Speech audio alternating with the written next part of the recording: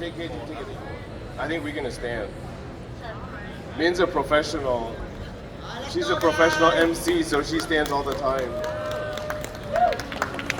Yeah. Good. Good morning. My name is Garrick. I am a co-chair for the EXP Asian Network. Good morning, everyone. How are you doing? My name is May, and I am one of the leaders here with the EXP Asian Network, and we are super excited for today with our panels here. Are you ready to mingle and connect with all of us for today? Yay! Oh, forgot. From Houston. So if you have any referral to Houston, I'm your gal, and I love to connect with everyone today. EXP Asian Network is a affinity group to attract and to educate all of the EXP agents about all things Asian. There are over 50 Asian countries in Asia. So that goes all the way to the Mediterranean Sea, all the way out to China. So it's not just the Far East, okay? So there's 50 different countries, and we all look very different. Also representing today is going to be EXP Middle East and EXP South Asian, okay? So if you have any questions about any of those cultures, if you have clients in those cultures and don't know how to handle them, give us a call. We'll be able to help and collaborate with you, okay? Today I'm wearing a barong, which is a Filipino cultural outfit. I just came from Asian Real Estate Association National Conference in Las Vegas, and our chapter is the Filipino president, so I'm wearing a barong. I'm from the San Francisco Bay Area, and we'll have the panelists introduce themselves and tell us where they're from. We'll start with Crystal.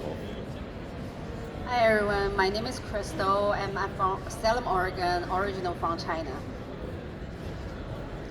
Hello everyone, my name is Rodrigo Suerte Felipe from Los Angeles. So if you guys have any bars in that area, let me know. Hey everyone, my name is Alvin Wang from Irvine, sunny Orange County, California.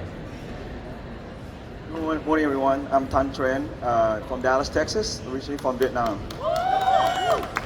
Hi, good morning, everyone. My name is Vivek from San Francisco Bay Area, originally from Nepal, top of the world. Originally from Taiwan. Originally from Philippines. All right, let's go to our first question.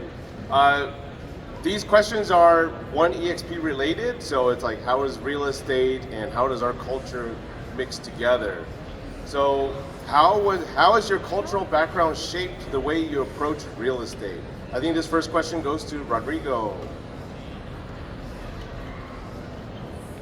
Good morning everyone. As you know, I'm a Filipino actually. So, we have actually Asian culture. So, most of the Filipino family are actually, very close. We have a close ties. In fact, before we get here actually from the Philippines, during the interview with the U.S. embassies, they ask you first, if you're gonna go to the U.S. by yourself, they're gonna ask you how come you're not bringing your family or the whole family, because that's the number one thing with Filipino actually, the close family ties. So if you guys have any potential clients like Filipino, you have to talk to everyone and you have to treat everyone. So that's how it works. But anyways, right now actually, as Garrick said,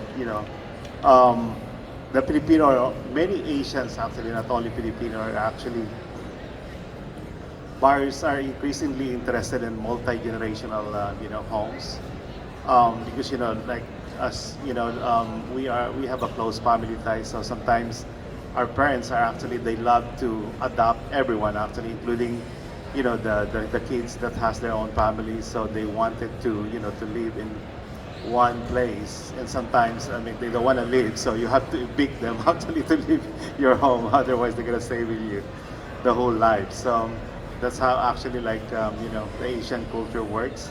And majority of them actually they love to move to suburban areas, and number one thing that they look for an area is actually great schools, because most of us actually would love to put our kids in a great school. So that's why the number one thing actually when they do ask, especially for the home buyers, they ask for the rating of the schools. That's the number one thing. So they will ask you, how is the rating in the school in that area?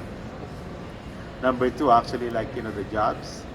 In my country, South Philippines, Filipino, we have a lot of like, healthcare people actually. They work as a nurse. In fact, my wife is a nurse. Doctors, PDs, nurse practitioners. So most of them are actually, they have a great, FICO score. They are highly qualified, great, income. So if you guys are looking to top like, healthcare people like in the hospital, I think I would suggest do that, because I think 70% of my clients are all in healthcare. So if you are, and all of them actually I get it. I didn't get it from my wife, because my wife works in a hospital, but she never referred me to any of her colleagues actually. So that's the thing. So. So I mean, but actually, once you serve them, trust me, they're gonna stick with you guys. And we love parties, we love celebrating stuff. So that's why you have to attend, because when you attend, like for instance, they're gonna do like house blessings. You need to be there because you're gonna be the rock star actually on that day. So they're gonna ask. Everybody will ask, who is your realtor? Who is your realtor? So I always get at least 1 to 2 clients every time they had a party. I have to bring them food. I mean, most of them actually they love food. So when you bring them food, I mean, they are so grateful. So trust me, they're gonna give you at least 1 or 2 referrals. So Food is very essential. yes, yeah. Thank you. I think it goes back to branding, right? Each of us as individual agents, what's most important for us is branding. It doesn't pay to be a generalist. So when it comes back to when I first started real estate, I'm thinking, what is my brand? What sets me apart from all the other agents? I kid you not, I have 6 realtors on the street that I live in, right? So I'm sure all of you can attest to how many realtors there are in your state and your city. So when I first started out in Irvine, California, I was thinking to myself, how can I brand myself, right? So a lot of my clients, I would say 80% and up are new immigrants from China, from Hong Kong, from Taiwan and Korea. And to a lot of them, education is their number one priority. In Irvine, we're paying $1,000 per square foot for property. Who would pay that much for the schools, right? Only for the schools. So when I first started out, I memorized every single street, the school boundaries. I branded myself as an education specialist, right? I also happen to be a Stanford interviewer. I put that on the business card, and this helps me a lot. So, and I get a lot of questions. Hey, how do you get into Ivy Leagues? How do you get into Stanford, Berkeley, UCLA? And I get referrals as well. So when it comes down to it, your heritage, anything that sets you apart can help you with the branding. So again, coming back from Nepal, right? Family and legacy are always central to my culture. So the reason why my clients buy with me is not just a home for themselves. They are buying and they are investing it for their kids and grandkids.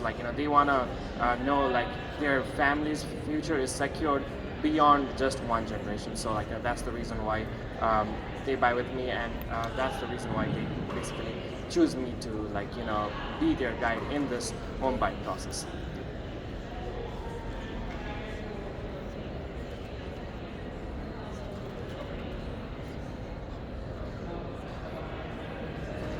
Okay, awesome. So the next question for the panelists will be, do you feel that Asians in general, Asian professionals are equally represented in the real estate industry, particularly in the leadership roles? If not, what changes would you want to see? You want to take that question? think Vivek, you want to open on this one? Yeah.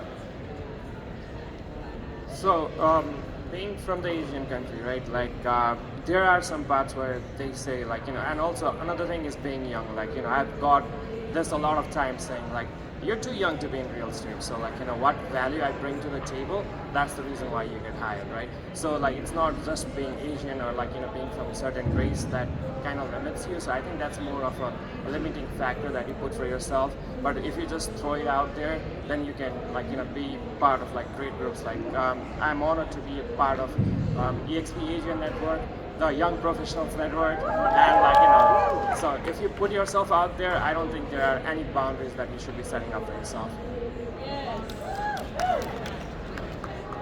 I think mental strength.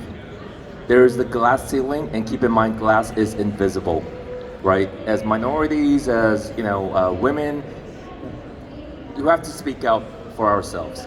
So a story is, I was trying to break into the Newport Beach area, which is 90+% Caucasian in the luxury market, right? I was in Compass Real Estate before I joined EXP for about 5 years, and I was the only Asian majority team. I built up the mostly minority, and 80% of my team are females, right? So I think the only thing is we have to break through that invisible barrier and dare to speak out, right? Fight for what we deserve. I think Asian is also a great leaders impact. I'm part of Asian Network. They call it ARIA, Asian Real Estate Association of America, and we're actually, I think, one of the strongest organizations in the country. So we have about like 55 chapters, and at the same time, I mean, majority of them are actually Asians, also the leaders. So I could say that Asian is one of the best leaders. Actually, it's a really interesting question because I happen to be a Bay East director. Bay East is a real association of realtors in the San Francisco Bay Area. So in our county, there's 33% Asians, and our board is matching that. So we're 33% of our association board is Asian as well. And I think we are very unique because the NAR average for Asians across the whole country is only 4%. So when I'm looking around in my association, we see a lot of Asians. We also have a lot of Asian clients. But I don't know what it looks like in Kansas City. I don't know what it looks like in Boise, Idaho. I don't know what it looks like in Michigan. So especially for our association, I think it's very important that we match the population of agents so we can match the population that actually lives in our area. And Asian Real Estate Association of America helps with advocacy at the national level in Washington, D.C. So I think that's how we're approaching it as Asians too. Next question. All right, so we have a list of questions for you. So let's pick the good one. Okay, so do you find that clients from Asian communities have specific needs or expectations when working with real estate agents? How do you navigate these culturally interactions? Because I think that we all have different expectations when it comes to working with our clients, right?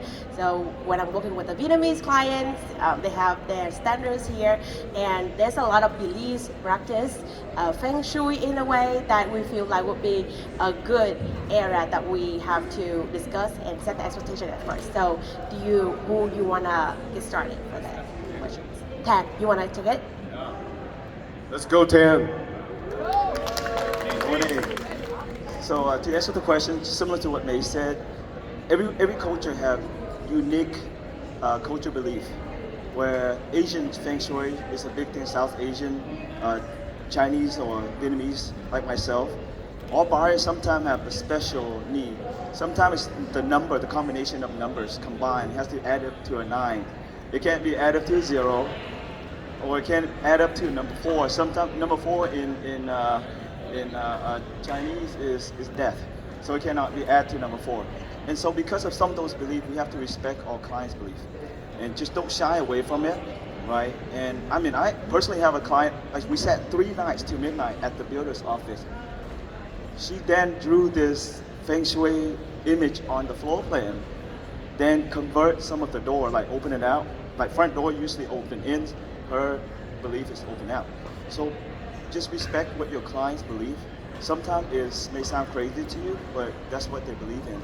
And you know, with that one client that you, even though it's really hard to work with, some case, but if you win the heart, you're gonna win floors of referral down the road.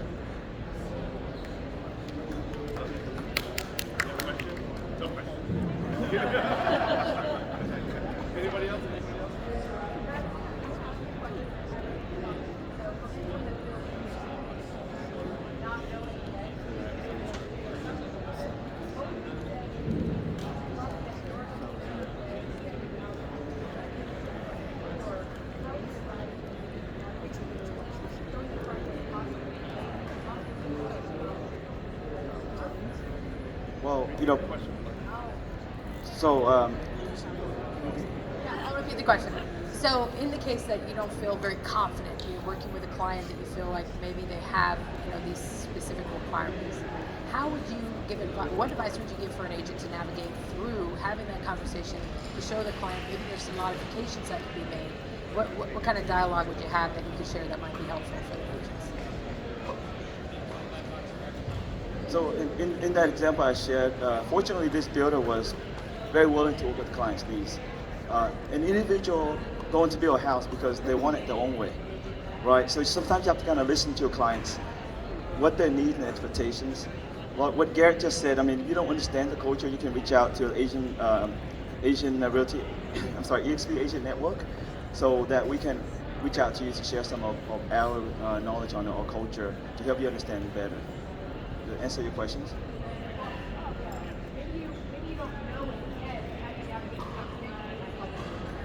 Thank you for the question. That's really awesome. So, one of the ways, how I tackle that is I take that as a guideline where my clients are saying, I want this, I want doors certain way, I want the house facing a certain way, and I want the house to be square like a handkerchief, right? So they are basically just giving me these filters, and then I can use those to my advantage, and then don't have to look at all the properties that are just on the MLS. Whatever is even off market, I specialize on those, and then our clients, they live in their houses for at least 7 years on average, right? So we want to make sure they're happy with even if it's swinging the door a certain way or just facing a certain direction. So I think I just use those as filters. That way I can provide them the best experience they had. I always start with all my buyers. I start all my buyers with a buyer consultation. Asian, non-Asian, all alike, right? I think that the main takeaway is we have to ask a lot of questions. What is most important for you? Is it feng shui? A lot of my clients don't believe in feng shui, and some do. And the thing about feng shui is it's a gray area. For example, T section, I've had a client say, T section happens to be good feng shui. I'm like, really? So not all T sections are bad, right? And even if it's a bad thing, right? What if the builder offers us a $50,000 incentive? Would you take this T section? And a lot of my clients would say, yes, 50,000, I will take it, right? Because there are other ways to get around this quote unquote bad feng shui. So ask a lot of questions, and even if a client says, hey, I'm not for this bad feng shui, is there a compromise? Honestly, I have a client that had the same problem. I mean, we're buying a house. It's actually located in the T section. So, what happened is she's the one actually researching it too. So she told me that she watched the YouTube and she found out something that you need to put some sort of mirror in order to avoid accident on that particular T section, because I think what they're trying to avoid is accident, because if it's a T sections, there's a lot of potential that your home might be hit by the cars. So what she did is actually she put a mirror that has how do you call it? I forgot. Yeah, whatever they call it. So they put something like that. So it solved the problem. So yes, that's a very interesting topic. So one thing I would say is if you want to know, first of all, respect their belief because that's what they believe. Even you don't believe, oh, it's not true, right? But it's that just respect it and also ask them, because some like said, some of them don't want the T section, some of them say I love T section. But one couple things you could do is first of all, it's very easy to Google it. Like the feng shui, what's the common sense, or what's the like good feng shui for a property, like face north, face south. They usually have very general idea, give you a general idea. Second of all is collect your like resource or like relationship networking with the feng shui specialist. Actually, I personally I do have one actually come to my house, did the ceremony at the house, which is also my father-in-law also big about feng shui. So a couple of things, T section is one, and then also looking the sewer line or like a driveway. A lot of Asians don't like the driveway goes down to the garage, and like generally saying just kind of ask your client, start the topic, say I'm interested to learn, because I don't know, I'm interested to learn. So Chinese has the feng shui, but South Asians, Indians, they have Vastu, which is similar but different. So again, I'm not Indian, so I got to ask questions.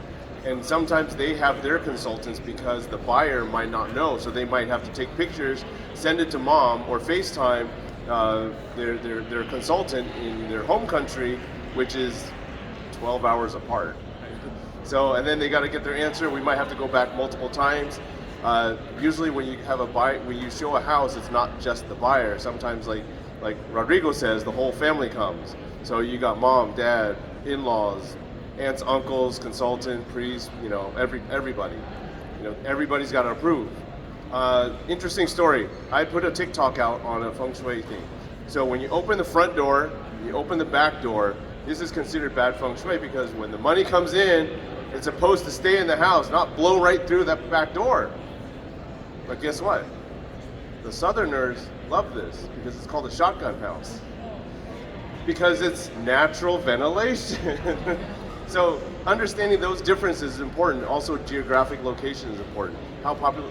900,000 people looked on this video on TikTok and they argued the whole time. So. So if you don't know, this guy is a TikToker. So I love your TikTok videos. So yeah, we hope that these information are helpful for you. I think it just asks a lot of questions and that will help you a lot because like each of us just have different beliefs. So when you work with client A, they're gonna have like a list of requirements, and then for client B, it's just totally different. And we know what we believe in, so just ask, and that would be very helpful. So yeah, thank you for excellent questions, Jessica. Any other questions? Feel free to raise your hand, and we want to make it as interactive as much as possible.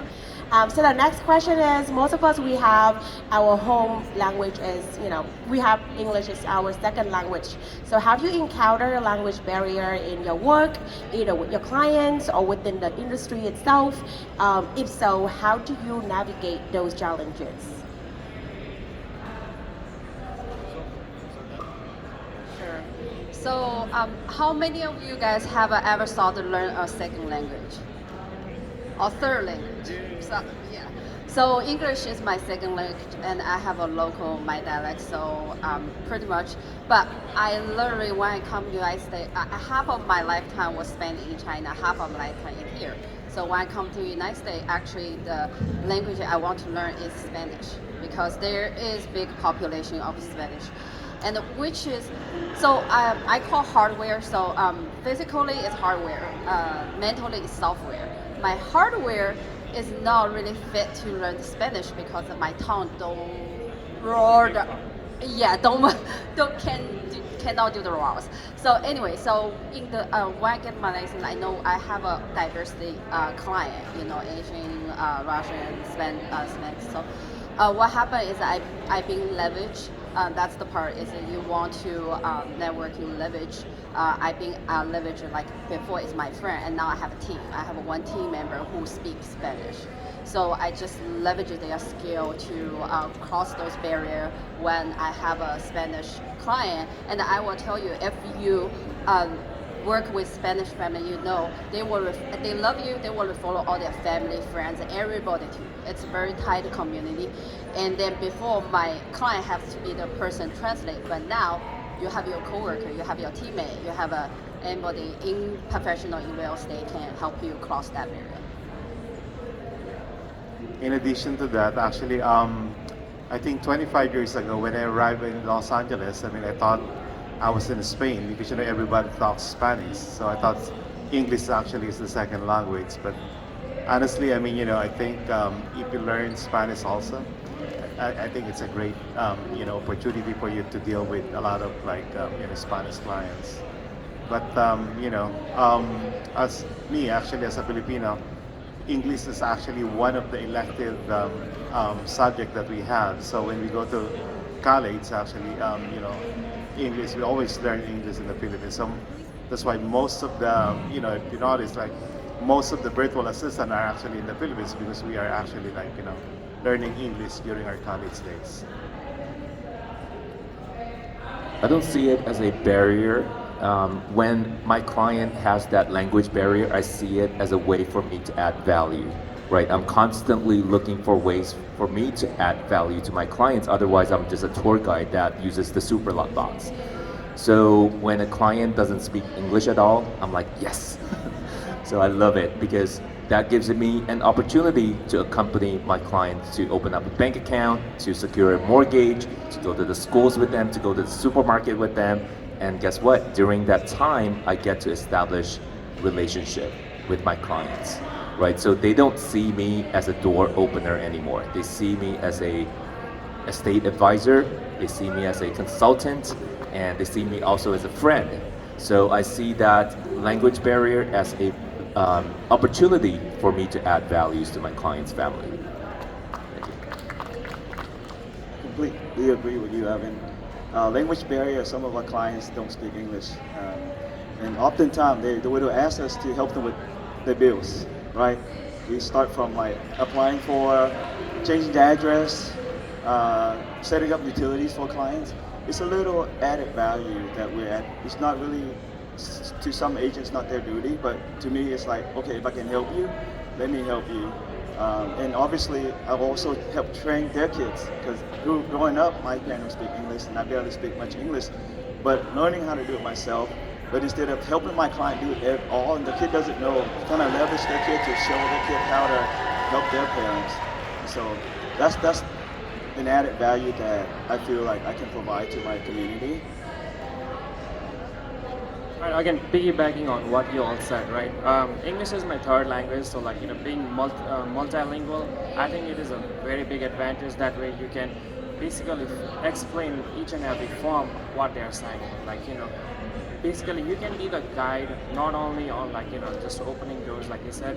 You can be the guide who's helping them with their technology, like logging into their bank accounts to like signing the forms, explaining the forms, and doing the closing. And like those are the conversations and relationships that you get to build by being multilingual, and then that's when you get invited to those parties, and then like you getting more and more referrals that will actually. So I think being multilingual is actually a big powerhouse.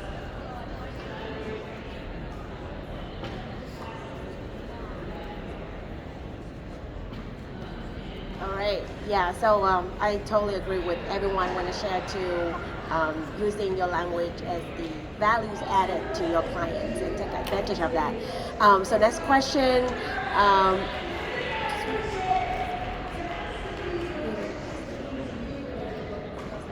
So what trends do you see noticing within the Asian real estate market or within the Asian home buyers, sellers, and how is that shaping your approach?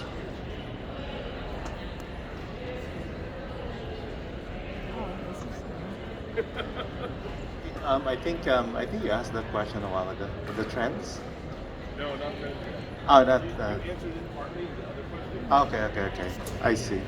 So I mean the trends right now. I mean like what I said a while ago. I mean most of the Asian buyer right now are actually looking for like multi-generational homes, and then like something that they could extend later on because most of the Asian people, they love to house their family in one place. In fact, I have one client right now from the Philippines that he would like to buy the whole street in North Hollywood because he bought like two homes from me already and next to each other. And then he's asking me if he could buy the neighbor actually on that street. I said, I don't know if we could do that, but I'm gonna ask the owners. But that's why most of them, they love like a big lot or a house that has like possibly ADUs. I think there's going to be a lot. I was in ARIA too, and they put out some statistics. There's going to be a lot of AAPI, right, Asian American and Pacific Islanders coming into the United States. So as agents, we need to be aware of the geopolitical elements, right? The U.S.-China relationship, what's going on, the federal rate, is the mortgage going up and down compared to the interest rates in China, compared to the interest rates in Japan. There is, even 6% is considered a high interest rate. So how do we secure mortgage for new immigrants? There are a lot of different Asian banks like Cathay Bank, East West Bank, who are able to let these new immigrants do bank statement loans, right? They are able to do foreign loans with 40% down. So these are the knowledge that we need to equip ourselves with when dealing with not only Asian clients, but also European clients who are new immigrants coming into the U.S. I agree, and us Asian, we do a couple things right. In a way, most we can save really well, and we typically have good credits. So those combination, and as we establish our groundwork, we're starting to invest. A lot of my clients invest in real estate, so I'm repositioning myself to how I can help my client invest, right? Come up with strategy, market the property, cash flow. We all want cash flow when we invest. So my market niche is investors, so I work with a lot of investors. And just like Alvin said, sometimes you may come across with a client, any client, not just Asian, that they're self-employed, 1099, and lots of banks turn them down, big banks. Get in touch with your local lender. They may have a non-QM, just banks statement income. So really, lots of time we try to like come up with strategies and how we can help a client success. It's in achieving the American dream is home ownership. Thank you. So one thing this reminds me is like, if you've ever flew back to United States and you see this long immigration line, that's your opportunity right there. So like, I see your upward trajectory right now. Like, you'll see like a lot of people going to schools and like, just building up their career, building up their credit scores and everything. And they are always responding on my like stories at the end saying, hey, I'm not there yet, but one day I will be and I will contact you. So I definitely see a August future for this market right now. I just want to piggyback actually. If you're looking for like international client, I do have some client that actually from the Philippines that they're not living here. They are like foreign investors. They could actually get pre-approved with the loan with a 30% down, as low as 30% down, without showing any credit here in the United States. So they are actually a tourist. They're not an immigrant. So if you guys have encountered any clients that actually would like to buy here in the United States and they're not an immigrant, you guys could do that. I have a couple of buyers that I've done already. So yeah. And then another thing is actually if you know any agencies like healthcare agencies, these are actually the people that brought the workers from different countries, not only from the Philippines. There are some workers from like UK, from I think UAE. So they brought it here in the United States, and they need housing for them. So these are the a great opportunity also if you guys are looking for potential clients. Okay, I think the question was, what are the trends? One of the trends that I see is that the homes that the buyers are looking for are ones that have a downstairs bedroom for the aging population. You can call it a guest room, or you can call it your in-law room, or so that's very important. So a lot of the new constructions are being mindful to put ground floor bedrooms in there too, or 2 suites downstairs. So those are some good trends. One other suggestion is CIPS. I don't know how many of you have taken Certified International Property Specialist. You might say, oh, I'm not going to go to another country to go sell properties in the US, but maybe your city is a destination for foreign people. I'm in the Bay Area, and we have people from all countries coming to the Bay Area. So it is an international destination already. So to understand not only Asian needs, but global needs, anybody coming to the United States, take the CIPS designation. And it's 5 days, 8 hours each. It'll be worth your time.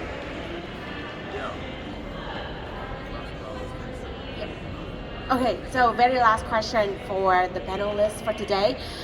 So we have a lot of more young Asian professionals, younger Asian real estate agents coming in. What advice do you have for the young Asian real estate agents, or how do you mentor them or help them or support them in a way when it comes to the real estate industry? Just do it.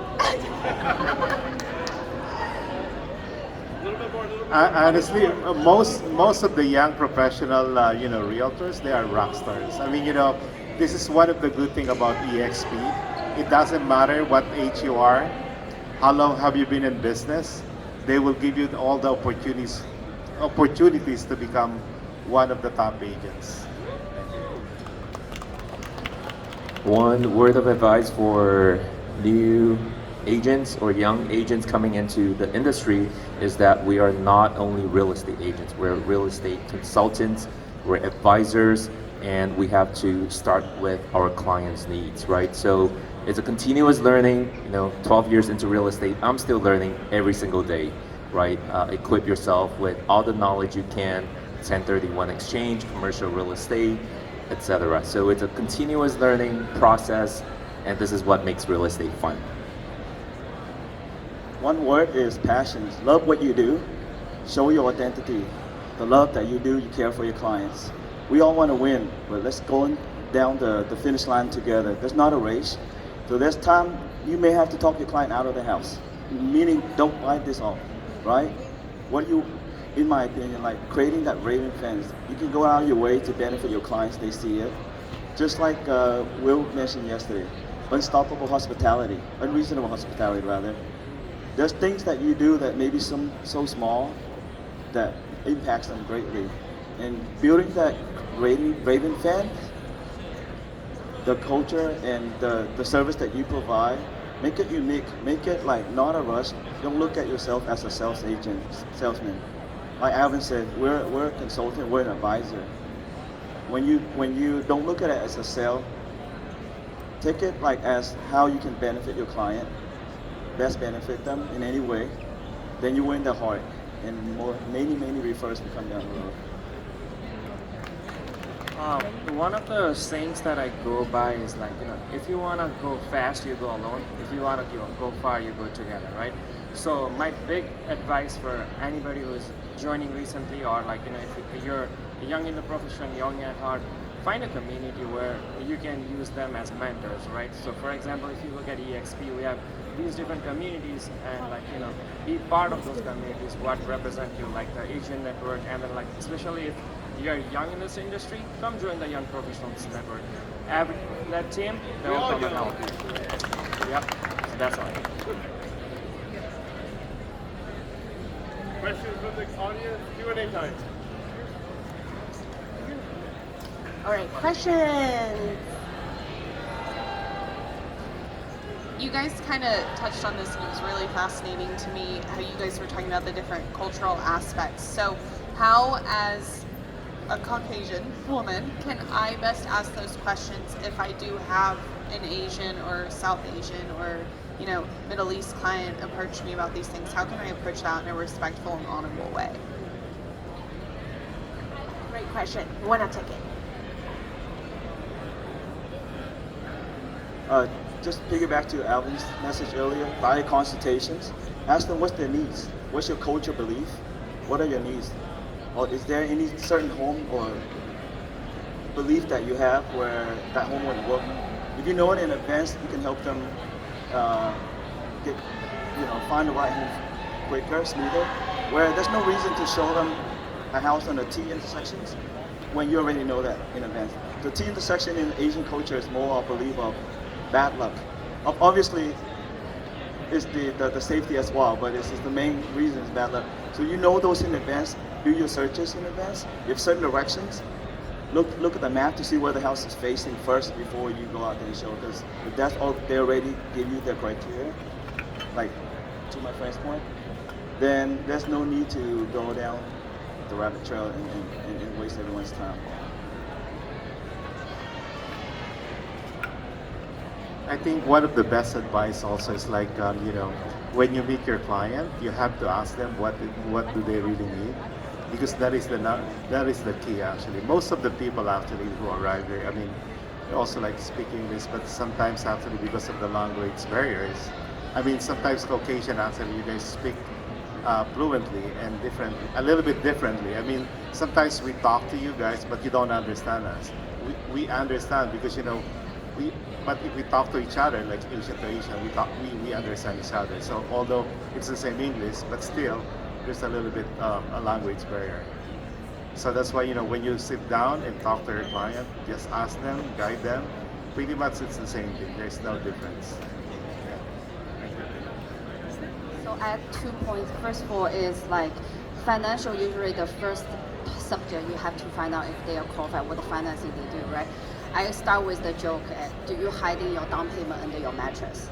A lot of Asian family does. Like even my father-in-law, they have cash in the home somewhere.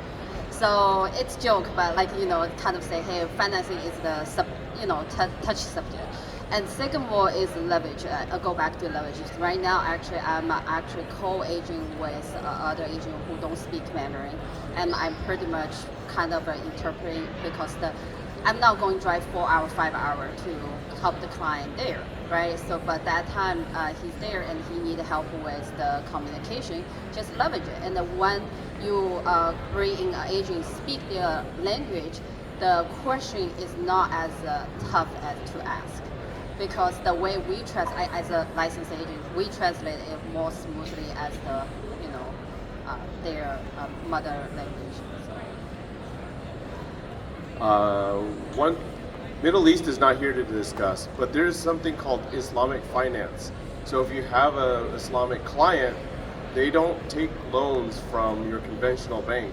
They have to go through a special financing, Islamic finance. So I think being aware and just being here is good to hear what is out there that you may not be aware of. Now you can ask more guided questions and they will tell you.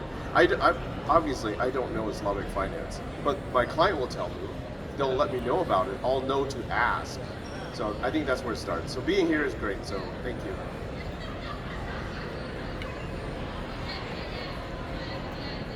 First thing, I just want to say thank you all for taking the time to give this talk. I really appreciate it. So I'm not an EXP agent or anything. I'm actually here to support my friend that's an agent. But I'm an investor, right? I'm under Pace Morby. I don't know if any of you know who that is. Sub 2 Creative Finance all the way. I'm a capital raiser. And my thing is, I love Eastern culture and like their property and stuff like that. But my issue with my lenders is that they're not too comfortable with lending outside of the United States, right? Just in case of like defaulting in anything like that. And so like my obstacle has been like finding private money lenders or capital raisers out and about that would be comfortable lending on property or even starting a fund to be able to invest in international property. Have any advice or how can I go through all of it?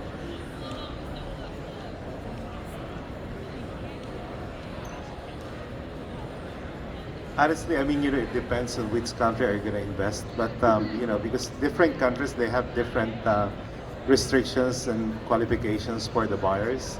I'm going to give you an example about like Philippines. If you're actually an American citizen, you need to have a wife that is like Filipino citizens to buy a land in the Philippines. So those are the things that actually you need to find out before buying or investing in other countries. Otherwise, you're gonna put like a down payment. Sometimes people they don't tell you in upfront that those are some restrictions that you need to know right away. What they're gonna do is like they're gonna sell you the properties, and then later on you're gonna find out after putting the 20% down, you're gonna find out that hey, by the way, here's the requirements. I mean, you need to have a wife that is American citizen, Filipino citizen, and if you are both American citizen, one of you needs to be a dual citizen. So it depends. Like any type of investment, it comes to risk evaluation, right? So, and risk evaluation is again tied to geopolitical risk. Why is there a lot of infusion of capital into Vietnam, into Cambodia over the past 10 years, right? We need to really understand why there's a huge capital infusion into these countries, and then it's really up to the investor to make that evaluation. Is that a risk that I can take in order to get these returns?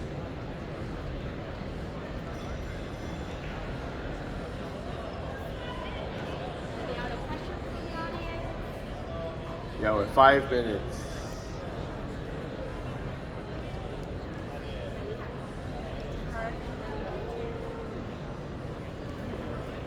I think one of you mentioned about the mentorship or having a mentor. So how could we reach out to you all? I know, of course, there are a lot of numbers, but literally I would love to spend with some of you at least half an hour. So how could we reach out to you all to have that mentorship? I'm very new to this industry, so. Thank you for your questions. Mentorship. I think EXP has the greatest program, mentor program. So reach out to the mentorship program and specify your needs, right? This is my market. I would love to work with an Asian team leader. Go interview, right? I know that EXP mentorship program will assign you with a mentor, but it is I would encourage you to be more proactive and say, I want to interview more than one mentor, right? If this mentor doesn't work out for you, go to the next, like speed, not dating, but speed networking, speed mentorship program, and find the right fit. And do ask your local brokerage, because sometimes it depends on your states. They already assign you with a mentor. Yeah.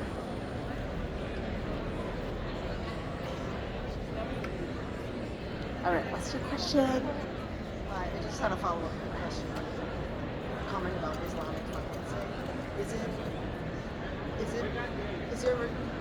The comment, follow-up comment on your Islamic financing. I know you're not the expert. Is it because they just prefer?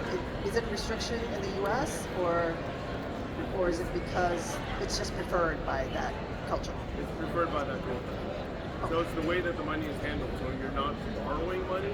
It's cash, Right. They don't like but- debt. Yeah. Okay. Yeah, right.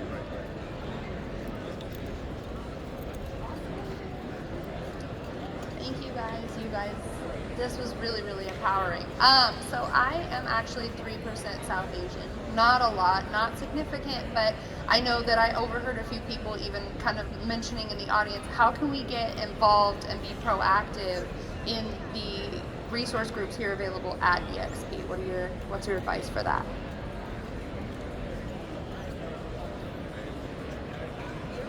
Oh, for me? No, let's ask the panelists. So we have a workplace group. I think start by asking questions. I don't know. I think we could do a good job or a better job of proposing questions and then having people respond. We did have one question recently. It was like, hey, who's coming to expcon and what country are you from? So we just kind of wanted a roll call to see who is in EXP Asia. we're not all Chinese, we're all not Vietnamese, we're all not, not just these two. There's a lot more of us. Vivek is my backyard. He's Nepali. I've closed a Nepali client myself. But it was all in English, so it was good. My first client was in Cantonese, and I had to use WeChat. I had to use like Google Translate on some of the stuff too. So we all learn in the process because Cantonese is not my first language. It is my first, but I'm not fluent. Yeah. Any other questions? Yeah. So you try to ask how to involve in those communities or how to. So go to workplace and you can search. Literally, I have been in possibly 5 different workplaces. They just like with Asian Network. The other one was like Mexican. Like they're all different locations. Just search the name you were interested to join, and they automatically let you in because you're with EXP. And I think this is what I love the most about our brokerage, EXP. It's just like so much collaborations, and we have so many groups, families here on workplace that we can always connect it instantly, right? Yeah, so yeah, I think that will be the wrap for the section for today. I found this extremely helpful even for myself. So thank you so much to all the panelists today spending your time sitting here sharing, and thank you so much to everyone who spent your time being here asking a lot of questions. Thank you so much, and I really hope that we can take the most out of the convention. And let's do a quick photo together. Yes, let's do a quick photo together. Where would be a good spot to do it? Right in front of the backdrop? Okay.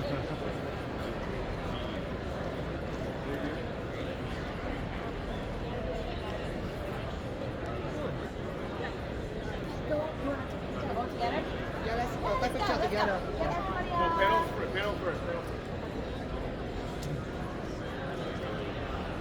Coming up right after this, we've got the BEN Lounge Takeover coming. You want to stick around for that?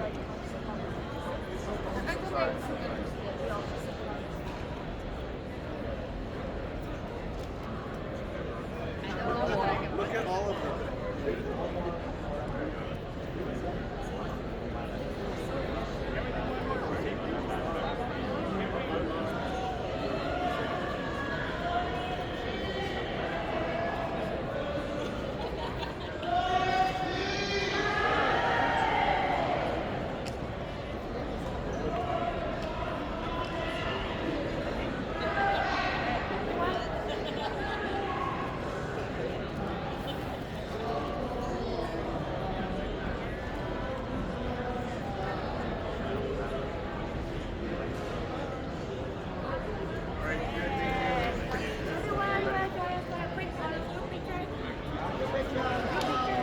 Quick. Next group. Okay.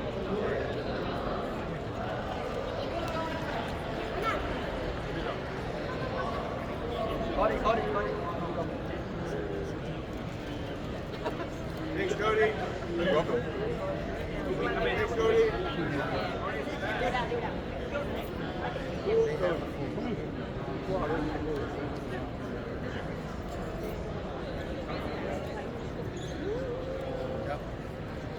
All right, everybody.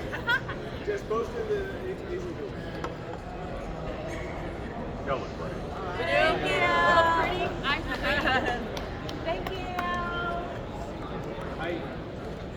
Nice to meet you. Hi, Gloria. Okay. How'd it go? How'd it go?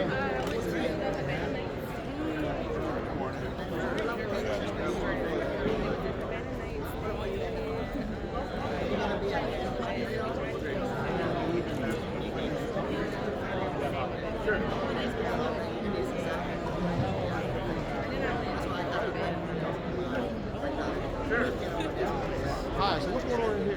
This is just a takeover lounge. So even though they have shared so this is the one EXP lounge that has all the different resources. Right. We just hanging out. We just live. No speaking. We didn't plan for that for this one. We're just talking. Hey, Asian group, let's get sitting out here. BEN is getting ready to set up. Yeah, thank you. Thank you, Damien. All right, let's move.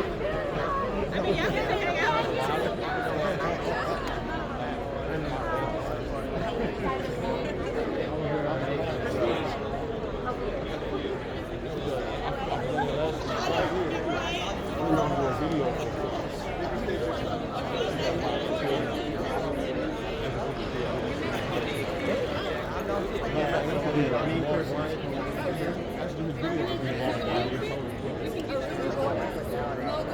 That's what I was talking about.